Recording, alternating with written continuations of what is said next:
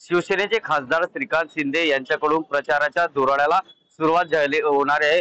नंदुरबार पासून याची सुरुवात जी आहे ती केली जाणार आहे। उत्तर महाराष्ट्रामध्ये सर्वाधिक प्रचार सभा ज्या आहेत त्या केल्या जाणार आहेत आणि या प्रचार सभा कशा राहणार आहेत, किती जनसमुदाय येणार आहेत आणि शिवसेनेची नेमकी परिस्थिती काय आहे आणि या ज्या होणाऱ्या ज्या निवडणुका या ज्या आहेत त्या स्थानिक स्वराज्याची निवडणुका आहेत, नगरपालिकाच्या निवडणुका आहेत, मात्र सत्तेत असलेलेच पक्ष एकमेकांच्या विरोधात लढत आहेत। त्यामुळे श्रीकांत शिंदे नेमकं काय बोलणार याकडे लक्ष लागलेलं आहे। तर ही सभा कशी राहणार यासाठी बोलण्यासाठी आपल्यासोबत आमदार चंद्रकांत रघुवंशी सर काय सांगणार, कशा पद्धतीने सभा राहणार आहे? पहिलीच सभा आहे उत्तर महाराष्ट्रातली, नंदुरबार पासून होते, पहिलीच सभा आहे आणि नंदुरबार मध्ये सुद्धा ही पहिलीच सभा आहे। अजूनपर्यंत एकही सभा शिवसेनेची झाली नाही, पण एकदम चांगलं वातावरण आहे।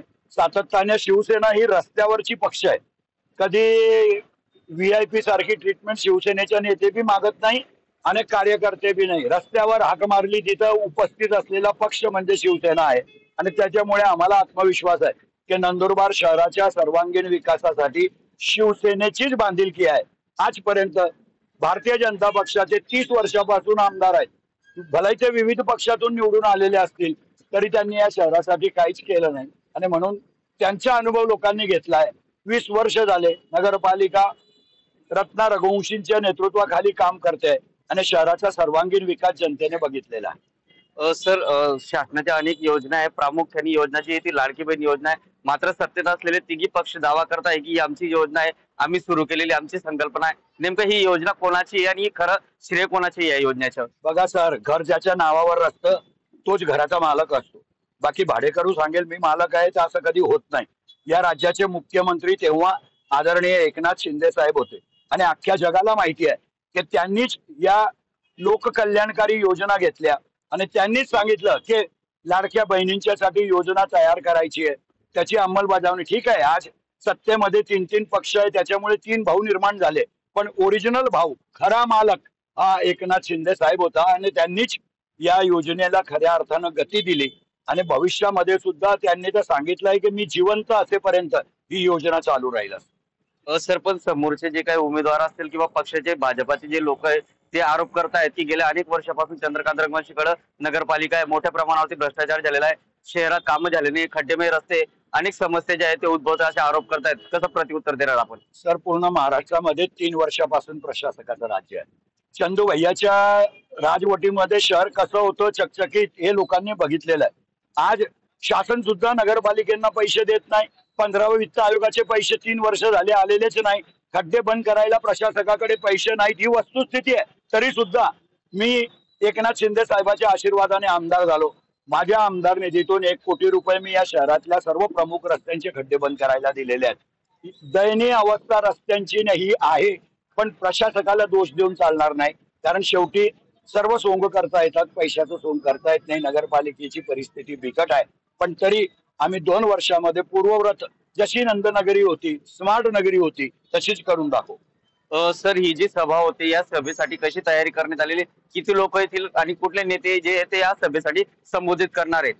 सर, कोणी नेता नाही ना काय नाही, आमचे नेते आदरणीय शिक्षण मंत्री दादासाहेब भुसे येतील आणि युवा नेते महाराष्ट्राचे आदरणीय एक श्रीकांत शिंदे साहेब येतील। बस हेच 2 नेते आहेत।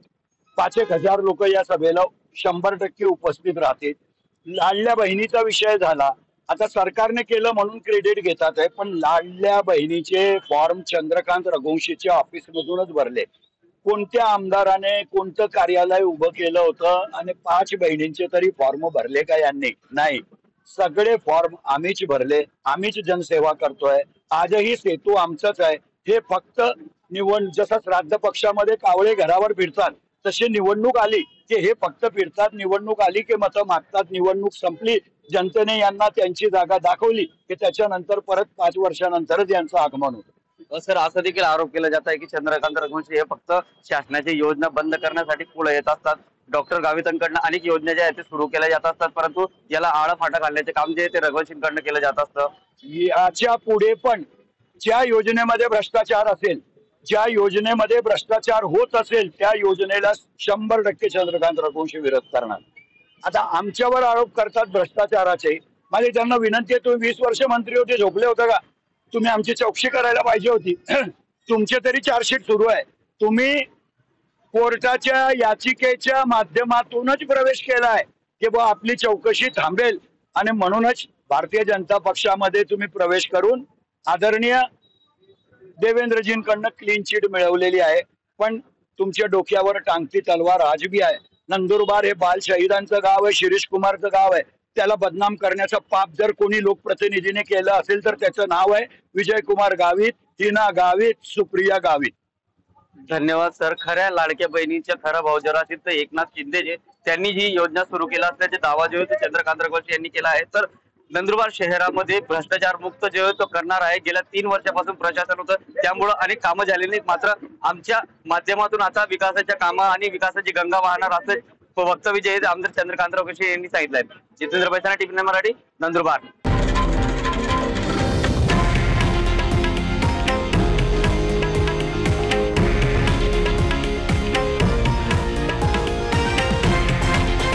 हे आहे देशातील नंबर 1 न्यूज नेटवर्क आणि आपण पाहत आहात TV9 मराठी, एकमेव.